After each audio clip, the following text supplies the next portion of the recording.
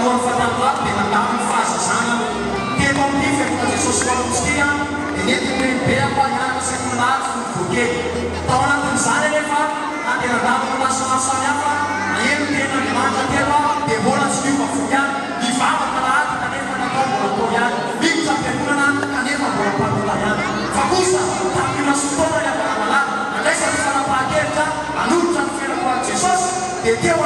atsapa fiovana lehibe azany fiovana izay tsapako izany dia tsy tamin'ny heriny tena fa tamin'ny heriny Andriamanitra noho izany iavana malaky misoratra eto ambony dia milaza hoe ry tanora ao amin'i Jesosy misy fifaliana sady milaza aminao ary vatolombelona izany aho fa misy fifaliana ao amin'i Jesosy tsy any amin'izao tontolo izao ny hitanao fifaliana tsy any amin'ny fifohana ronono tsy any amin'ny fisotrogatao tsy any amin'ny fiarakirana lasivady ny tanora no ahitanao fifaliana na any amin'ny fanalana lamaody fa zany teny aminao ao amin'i Jesosy misy fifaliana ary teto amin'ny fiarakirana ity tena nanesany famonjena noho izany ny tanora miteny aminao ramarina Andriamanitra ny anaran'i Jesosy aza mianatra amin'ity fiangonana ity ianao ary mianagorana anao ho ampiakany hijena Jesosy eny aminao ramarina ary teny aminao ilay aman-dreny manentana anao amin'izao fotoana izao misy mivavaka ho an'ny zanakao fa misy vokany be